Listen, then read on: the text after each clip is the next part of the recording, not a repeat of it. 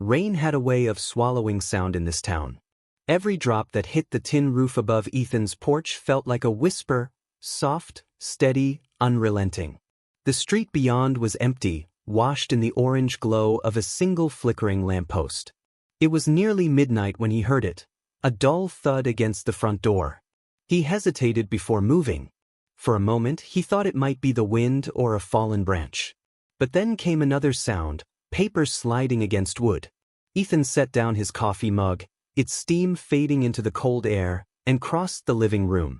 Each step echoed louder than it should have. He unlocked the door and opened it just enough for the rain to reach in. There, on the mat, was an envelope. No stamp. No return address. Just his name, written in small, deliberate letters.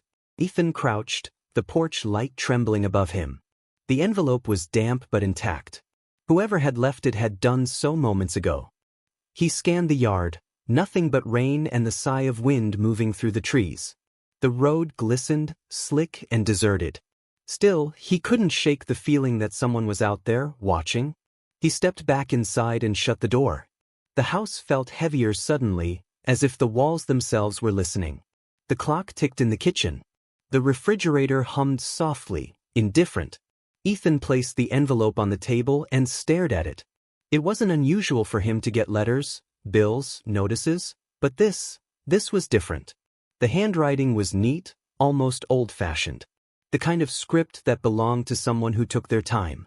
He tore it open carefully, the paper resisting slightly before giving way. Inside was a single sheet. No signature. No date. Just 7 words. You can't bury what isn't dead. Ethan read it twice. Then a third time, slower. The words dug into him, cold and deliberate. His hand trembled slightly as he set the letter down. The phrase pulled at something in the back of his mind, a memory he'd spent years covering with silence. For 15 years, he had managed to convince himself it was gone. That night. The woods. Daniel. All of it buried under layers of routine and regret.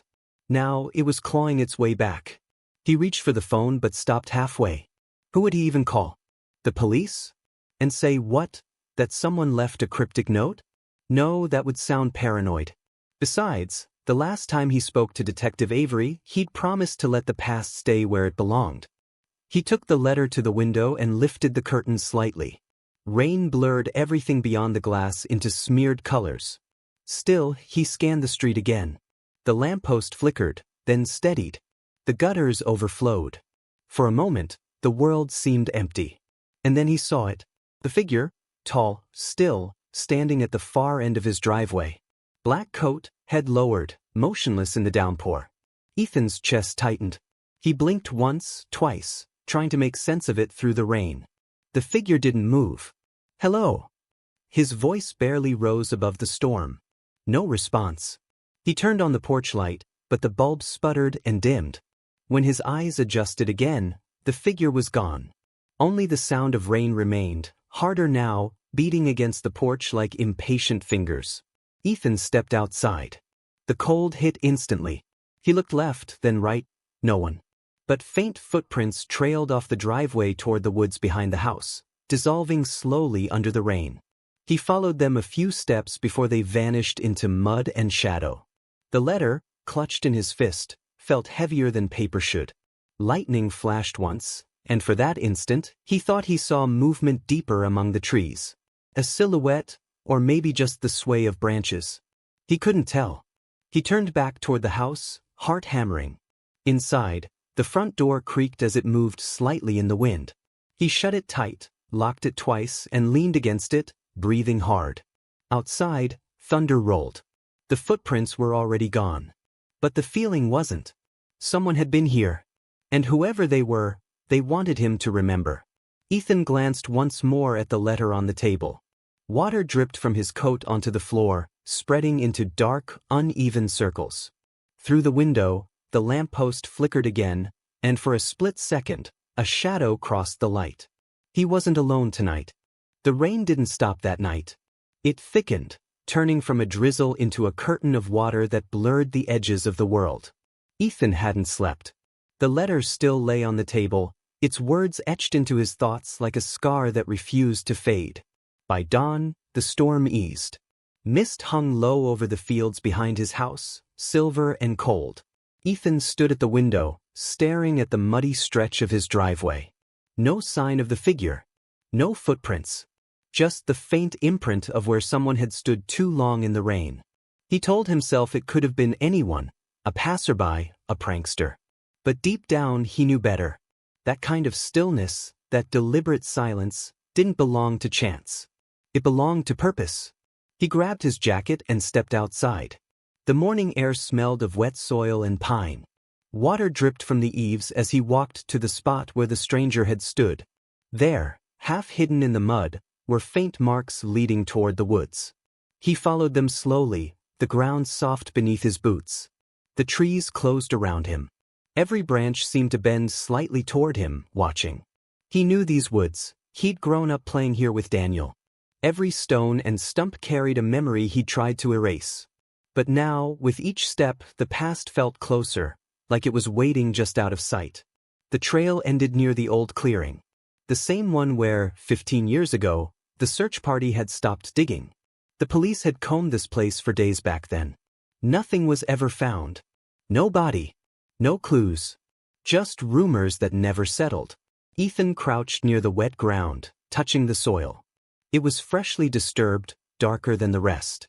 Someone had been here, recently. A shiver crawled up his spine. A low sound broke the silence. Drip, drip, drip. Water from the branches or maybe footsteps. He turned sharply. No one. Just rain falling through the leaves. Still, the feeling of being watched pressed heavier on his chest. He didn't linger. Back inside, the clock struck 7. He tossed his soaked jacket aside and poured himself another coffee, hands still unsteady. He tried to distract himself, checked his emails, flipped through old bills, but the quiet gnawed at him. Then came a knock. So, careful. As if whoever was outside already knew he was listening. Ethan froze. His pulse quickened. He opened the door slowly, but the porch was empty. Only the sound of dripping rain. He was about to step back inside when something caught his eye. The mailbox across the yard, standing crooked under the weight of water. Its door was half open, swaying slightly in the wind. He hadn't touched it since yesterday. Cautiously, he crossed the yard. The mud sucked at his shoes. Inside the mailbox was another envelope, identical to the first. No address. No handwriting this time. Completely blank. He tore it open under the weak morning light. Inside was a single photograph. Younger. Standing in the woods behind the house. His clothes dirty, his expression empty. And behind him, barely visible, something half buried in the soil. Ethan's breath caught. He flipped the photo over. Nothing. No note. No markings. His hand shook as he held it closer to the light, and for a moment he could almost see movement behind his younger self in the picture, like the shadow of someone else just outside the frame. He felt the weight of the woods pressing against the back of his mind again. The rain, the silence, the memory of that night. A faint echo of thunder rolled in the distance. Ethan lowered the photo. The reflection of his own face in the window looked pale and distant, like a stranger's. Somewhere outside, through the hiss of rain, came the sound of a branch snapping. He turned toward the woods. Someone was out there again. The photograph wouldn't leave his hands. Ethan stared at it until the edges curled from the dampness of his grip. The image was grainy, washed in an old film tone that made everything look colder than it was. He could almost smell the soil in the picture, the kind of earth that never really dries. He sat at the kitchen table, the letter and both envelopes beside him. The rain had slowed to a drizzle, but the air inside felt heavier than the storm outside. Every few seconds, he glanced toward the window, half expecting to see that figure standing there again.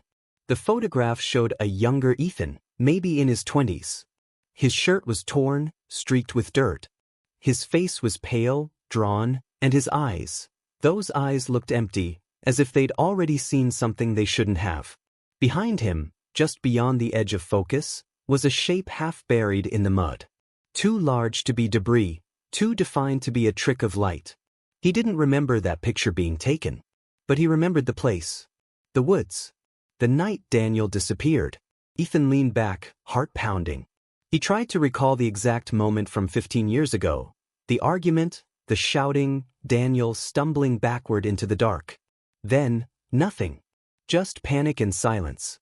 The town had searched for weeks, but when nothing surfaced, the case turned into one of those small-town ghosts, spoken of in hushed tones, fading a little more each year. Until now. He ran his thumb across the edge of the photograph, as though it could offer answers. The faint outline of the buried shape pulled at him. The ground had looked like that when the police dug, the same patch, the same uneven dirt. But they hadn't found anything. He remembered watching them, the sound of shovels clinking against stones, the way the floodlights painted the forest silver. And yet, this photo existed, which meant someone had been there that night watching. A cold thought settled in. If the photo wasn't new, it had to be from then. Which meant whoever left it knew what happened, and what he'd done. The clock ticked, loud and hollow. He couldn't stay inside any longer. Ethan grabbed his flashlight and the photo, stepping out into the gray morning. The rain had stopped, leaving behind the smell of wet pine and mud. He followed the narrow path behind the house, the same one he had taken years ago. His boots sank slightly with each step. Birds were silent. Even the air seemed to hold its breath. At the clearing, he crouched low. The ground was disturbed again, same spot as before. Someone had been digging recently. He brushed away the loose dirt and felt something cold beneath his fingertips. Metal. Old, rusted. A small key. He turned it over in his hand, the shape oddly familiar. His stomach tightened. He'd seen it before, on the chain he used to carry in his pocket when he was younger. The one he threw into the river after Daniel's disappearance. The key glinted faintly in the thin light. He stood, glancing toward the house, and that's when he noticed something on the back of the photograph. Faint writing, almost erased by moisture. He hadn't seen it before. He lifted it closer. The letters came into focus, scratched in uneven ink. "He's not where you think." Ethan's mouth went dry. He looked back toward the forest, the trees bending gently in the wind. The shadows between them seemed deeper now, heavier. He gripped the photograph tighter, the words echoing through his head. If Daniel wasn't where he thought, then who, or what, had been buried that night? And who wanted him to find out? The morning after discovering the key, Ethan sat in his living room with the photograph on the table before him. The message on its back, "He's not where you think," kept looping in his mind like a whisper that refused to fade. He hadn't slept. Every creak in the house felt deliberate, every gust of wind like footsteps outside his window. The unease had grown into something living, breathing with him in the quiet. By noon, the knock on the door nearly sent him out of his chair. It was firm, controlled, the kind of knock from someone used to getting answers. When he opened the door, the man standing there looked almost the same as Ethan remembered him, though the years had carved sharper lines into his face. Detective Avery.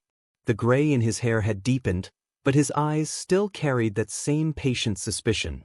"Ethan," Avery said, raincoat still glistening. "You've been hard to reach." Ethan forced a thin smile. "I didn't know I was supposed to be." Avery stepped inside without asking. He scanned the room, the letter, the photo, the mud-streaked floor, like he'd walked into a crime scene instead of a house. "I heard about something being left at your doorstep," he said. "A letter." Ethan hesitated. Word travels fast. In small towns, it always does. Avery's tone carried no humor. "Mind telling me what it said?" Ethan's throat tightened. He wanted to lie, to pretend it was nothing. But he knew better. It said, "You can't bury what isn't dead." The detective's eyes flickered, just for a second. "And then this appeared?" Avery pointed to the photograph. Ethan nodded. "In my mailbox. No note. Just that photo." Avery studied it in silence. "You recognize the place?" "The woods behind my house," Ethan said. "Where Daniel disappeared." The detective exhaled slowly. That case was reopened this morning. Someone sent an anonymous tip claiming new evidence was buried near that area. I was assigned to look into it again. Ethan's pulse stumbled. "A tip? From who?" "Anonymous," Avery repeated. But whoever it was mentioned your name. The air thickened. Ethan tried to read Avery's expression but found only distance there. The detective had always been good at that, giving nothing away until he wanted to. I didn't send anything, Ethan said quietly. I thought it was over. Things like this don't stay buried forever. Avery's gaze drifted to the letter on the table. You sure you don't know who might be trying to reach you? Ethan shook his head. No one. Not anymore. The detective paused, as if weighing something unspoken. Then he reached into his coat pocket and slid a card across the table. If you get another message, you call me. Directly. Ethan took the card. You really think this means Daniel's alive? Avery looked toward the window, rain streaking the glass. I think someone wants you to believe he is. He moved to the door, pausing as thunder rumbled in the distance. One more thing, he said without turning back. Whoever sent that letter, they don't want you afraid. They want you to remember. The door clicked shut behind him, leaving the house silent again. Ethan stared at the detective's card on the table, his reflection bending across its glossy surface. Remember what? Outside, the rain began to fall again, soft at first, then harder, drumming against the windows. Somewhere behind the house, a single light flickered in the trees. The storm had passed, but the sky still carried the weight of it, low, gray, unsettled.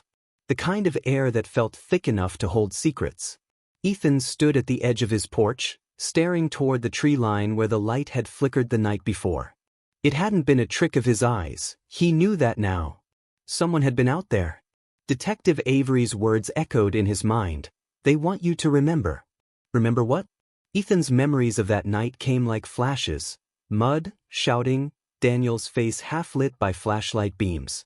Then the sound of something breaking, the smell of rain-soaked earth. He'd spent years trying to bury those images. Now, something, or someone, was unearthing them. He grabbed a flashlight and the rusted key he'd found in the clearing, then stepped into the woods. The trees swallowed him almost instantly. The air grew colder, quieter. Every step sank slightly into the damp soil. The familiar path had changed, branches leaned closer, and the undergrowth seemed thicker, as if the forest itself had been waiting for his return. He followed the trail deeper, passing the old oak that split in two near its base. The same tree they used to carve initials into as kids. His and Daniel's were still there, faint but visible under layers of moss. He brushed a hand over them, the bark rough beneath his fingers. It felt like touching something sacred and cursed. A crow called in the distance, sharp and lonely. Then, silence again. Ethan kept moving, guided by instinct more than memory. The flashlight's beam flickered across patches of overturned earth. At first, he thought it was animal digging. But the shape, long, uneven, was deliberate. Human. He knelt down, tracing the edges of the disturbed soil. Someone had been here recently. Maybe within days. He dug his fingers into the cold dirt, feeling for something solid. The ground gave way easily until his nails scraped against metal. He pulled it free. A small object, rusted, caked with mud. Not the key from before, this was different. A locket, oval-shaped, its clasp stiff with age. He wiped it clean on his sleeve until the engraving appeared. Daniel Harris. Ethan's breath hitched. He tried to open it, but the hinge resisted. When it finally gave, he saw two things inside. A tiny photograph of the two of them as teenagers, grinning, arms slung around each other, and a folded scrap of paper behind it. He slid the paper out carefully. 3 words, smeared but legible, "You left me here." His heart pounded so hard it drowned out the forest. He dropped the locket as if it had burned him. The woods felt alive now, whispering through every branch. He turned the flashlight around, scanning the darkness. For a moment, he thought he saw movement. A figure between the trees, pale against the shadows. "Who's there?" His voice cracked. No answer. Only the slow creak of branches in the wind. Then his phone buzzed in his pocket. He flinched, fumbling to pull it out. A new message from an unknown number. "You missed a spot." The words glowed cold on the screen. Ethan spun in a full circle, flashlight slicing through the mist. Nothing but rain-soaked leaves. The message burned into his vision as the wind picked up, scattering dirt across the fresh-dug earth. The locket lay half-buried again, as if the ground wanted it back. He turned toward the house, heart racing, but stopped halfway. Somewhere between the trees, faint and distant, a light blinked once, like a lantern being lifted. Someone was waiting for him to follow. ChatGPT said. The blinking light in the woods haunted Ethan long after he'd returned home. Even with the curtains drawn, he felt it, pulsing in his mind like a heartbeat. He sat in the dark living room, the locket and the key on the table before him. The message on his phone still glowed faintly. You missed a spot. He couldn't ignore it anymore. Whoever was doing this knew too much. About Daniel. About that night. About him. The rain started again, soft but steady, tapping against the windows like restless fingers. Ethan picked up the rusted key, turning it over in his palm. Something about its shape felt wrong for any ordinary lock. It was short, heavy, designed for something hidden, something old. A thought crept in slowly, unwelcome but persistent. The basement. He hadn't gone down there in years. The house had come with it sealed, the door nailed shut long before he'd moved in. He'd left it that way, telling himself it wasn't worth the trouble. But now, it felt like the key had been waiting for him to remember it. He grabbed a flashlight and made his way down the narrow hallway. The floorboards groaned under his weight. At the end stood the basement door, paint chipped, handle rusted, the faint smell of mildew leaking through the cracks. He pulled out the nails one by one, each creak echoing louder than the last. The door opened with a sigh. The air that came out was old and cold. Dust drifted like fog in the flashlight's beam as he descended the creaking steps. The basement was small, unfinished, lined with shelves of forgotten things, paint cans, broken tools, boxes he didn't remember owning. He moved slowly, scanning every corner. The concrete walls looked solid at first glance, but one section near the far side caught his attention. The paint was newer there, slightly brighter, smoother. Different. He set the flashlight down and ran his hand along it. A hollow sound answered. He felt a chill crawl up his neck. He dropped to his knees, prying at the edges until a panel of drywall shifted loose, revealing a narrow gap behind it. He shone the light inside. A small, hidden room. The space was cramped, barely large enough for one person to stand in. Dust coated everything. An old table, a chair, and piles of yellowed newspapers stacked neatly in the corner. Ethan stepped inside, careful not to disturb anything. His flashlight caught a familiar headline on one of the papers. Local teen missing, police end search for Daniel Harris. Every clipping was about Daniel. Each article cut cleanly, preserved. Someone had been keeping track, obsessively. On the table sat an old tape recorder. Its red light blinked faintly, battery somehow still alive.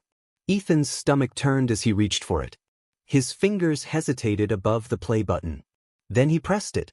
Static hissed, followed by breathing. Then a voice. His voice, low, shaking, confessing. I didn't mean to. I just wanted it to stop. Ethan staggered back, heart hammering. The sound was unmistakable. His voice. But the memory it described wasn't one he recognized. The recording ended with a single line whispered into the static. You have to finish what you started. The flashlight flickered. Upstairs, the front door creaked open. Someone else was in the house. The sound of the front door creaking above sent a bolt of fear through Ethan's chest. He froze in the dark basement, flashlight trembling in his grip. The tape recorder still hissed faintly on the table beside him, the echo of his own voice lingering in the air. You have to finish what you started. He waited, listening. Footsteps, slow, deliberate, moved across the floorboards overhead. Whoever it was didn't call out. Just walked. As if they knew exactly where they were going. Ethan killed the flashlight and pressed himself against the cold wall. The air in the hidden room was thick with dust, his breathing loud in the silence. Then the sound stopped. For a few seconds, there was nothing but the faint hum of the refrigerator upstairs. And then a new sound. The tape recorder clicked. Play again. His voice filled the room once more. I didn't mean to hurt him. It was supposed to end differently. Ethan's heart nearly stopped. He hadn't touched the recorder. The play button had pressed itself down, slowly, as if by unseen fingers. He lunged forward and hit stop. The silence that followed felt unnatural, stretched too thin. He climbed the basement stairs 2 at a time and burst into the living room. Empty. The door was wide open, rain blowing in from the porch. Muddy footprints trailed from the doorway across the floor and stopped right at the edge of the hall. They weren't his.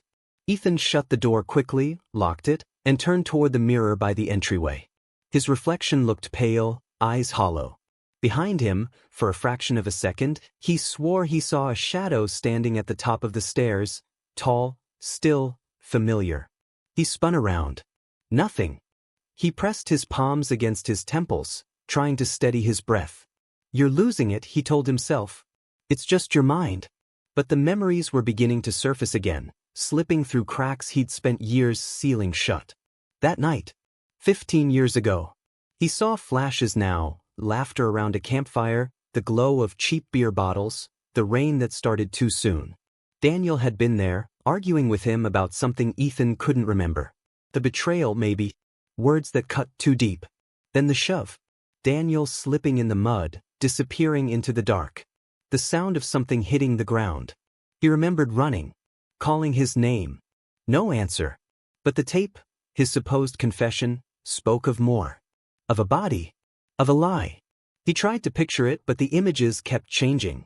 Sometimes he saw Daniel lying still in the rain. Other times, Daniel standing over him, whispering something he couldn't hear. He didn't know which was real anymore. The lights flickered. A low hum rose from beneath the floorboards, the tape recorder playing again on its own. This time, there was more static, but under it, another voice. Not his. A whisper, distorted but unmistakable. "He's still in the house." Ethan's blood ran cold. He turned off every light and stood completely still, listening. The whisper came again, softer now, closer, right behind him. He spun, flashlight cutting through the dark. The beam landed on the basement door. It was open. At the bottom of the stairs, the tape recorder had stopped. But a new sound had replaced it, a slow, rhythmic knocking. From inside the wall. Ethan's voice shook. "Daniel?" The knocking stopped. Then came a single hollow reply, 3 words, muffled by wood and dust. "Find me, Ethan." Lightning flashed outside, throwing his shadow long across the floor. He knew where he had to go next. Back to the walls. The storm outside had grown violent by the time Ethan pried the first plank loose. Wind howled through the cracks, mixing with the sound of splintering wood. The flashlight trembled in his hand, its beam flickering against the damp wallpaper that peeled away like skin. Every strike of the crowbar echoed through the hollow room, like knocking on a coffin. He hadn't wanted to believe it. The voice could have been a trick, an echo from the tape, something his guilt had invented. But the sound had been too real, too deliberate. "Find me, Ethan." It hadn't been a plea. It was a command. Dust filled his lungs as he pulled away the next board. Behind it, insulation sagged, soaked and dark.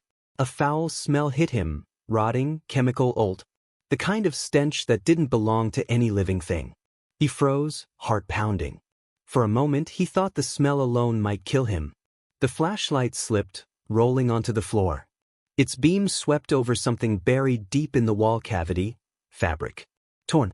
Stained. And beneath it, the shape of an arm. Ethan staggered back, bile rising in his throat. The truth he had buried, literally, was right there, inches away. He forced himself forward, trembling fingers brushing the surface. Cold. Smooth. Human. The ring on the index finger was rusted but unmistakable. The same silver band Daniel had worn every day since high school. He fell to his knees. The rain outside grew louder, hammering against the windows like fists. "No," he whispered. "It can't be you." But the wall gave no answer, only the dull, wet sound of the house breathing around him. The memories came back all at once now, unfiltered, merciless. That night wasn't an accident. Daniel had threatened to expose him, to reveal the truth about what they did. Ethan had panicked. One shove became 2. A rock in his hand. The thud. The silence after. Then the frantic digging behind the house, rain mixing with dirt, burying what should have been a friendship. He thought he'd hidden it well. Moved the body before dawn. Built over it when he bought the place years later. But the house had remembered. He covered his face, shaking. Why now? Why after all this time? The question hung unanswered in the air. Then, soft footsteps behind him. He turned sharply, flashlight jerking upward. A figure stood in the doorway. Drenched, unmoving. The same outline he'd seen reflected in the mirror hours before. Ethan's throat closed. Daniel? The figure didn't move closer, but something about it was wrong. Its head tilted slightly as if studying him. Then, in a voice that sounded like water dripping through a drain, it said, "You built this prison, Ethan. And now you live in it." Ethan stumbled backward, crashing into the open wall. The light flickered, and the figure vanished. Only the rain remained. He gasped, lungs burning, and turned toward the wall again. The arm was gone. In its place, carved into the damp plaster, were words, fresh, raw, still bleeding from the surface. "I remember everything." The power went out. Darkness swallowed the room whole. Somewhere deep inside the walls, the knocking began again. Slow, heavy, closer this time. He clutched the flashlight, flicked it on, and aimed toward the sound. The beam caught something moving, just for a second. A shadow slithering through the space between studs, deeper into the house. And then, from upstairs, came the sound of the front door opening. He wasn't alone anymore. Rainwater dripped through the cracks in the ceiling, each drop marking the seconds Ethan had left to decide what was real. The wall gaped open behind him, splintered, hollow, breathing. The words carved into the plaster still glistened red, as if the house itself were bleeding. "I remember everything." Ethan stumbled to his feet, flashlight shaking. Upstairs, the front door groaned open wider. The wind pushed through, whistling down the hallway like a whisper calling his name. He forced himself to move, each step echoing across the drenched wooden floor. The house felt alive now, like something under its skin had started to stir. At the top of the stairs, he found muddy footprints again. But these weren't leading inside, they led out. Straight through the door, into the storm. He hesitated only a second before following, heart pounding hard enough to drown out the thunder. The rain hit him instantly, cold and blinding. The forest behind the house loomed black and endless, the same woods where it had all begun 15 years ago. He followed the prints through the mud until they stopped, right at the edge of the old burial site. A patch of soil freshly disturbed. Ethan dropped to his knees, digging with his hands.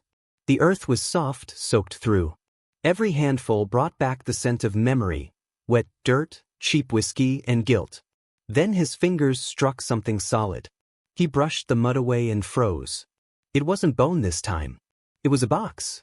Small, wooden, and sealed with rusted nails. He pried it open. Inside lay another envelope, yellowed and damp, addressed in the same handwriting as the first letter he'd found on his doorstep. "You can't bury the truth twice." His breath caught. Inside the envelope was a photograph of him, standing beside Daniel. But this time, Daniel's face was crossed out, replaced by another. The detective. The same man who'd returned days ago asking about Daniel's disappearance. Ethan dropped the photo, trembling. No, that's not possible. He remembered now, the detective's questions, his subtle hints that he already knew too much. The way he'd glanced at the wall behind Ethan's fireplace as if he could see through it. It hit him all at once. The detective wasn't looking for Daniel. He was looking for proof. The body. The truth Ethan had hidden twice. Once in the dirt, once behind his own lies. Lightning split the sky. A figure stood at the tree line, watching him. Still, wearing the detective's coat. Ethan shouted, "Why are you doing this?" The wind swallowed his words. The figure didn't answer. Instead, it raised its hand and pointed back toward the house. Ethan turned and saw smoke curling from the broken window. The house was burning. Panic surged. He ran toward it, slipping in the mud. The fire roared through the roof, flames licking the night sky. Through the window, he saw the tape recorder sitting on the table. Its reels turned slowly, whispering words he couldn't quite make out. He forced his way inside, heat clawing at his face. The air was thick with smoke, choking alive. The recorder clicked and the voice played again. His voice. I had to do it. He was going to tell them. Then another voice, calm and cold, overlapped his own. You buried the wrong man, Ethan. The recorder burst into flames. He stumbled back, coughing, vision fading as the ceiling began to crack. Somewhere behind him, the knocking returned, deep, rhythmic, furious.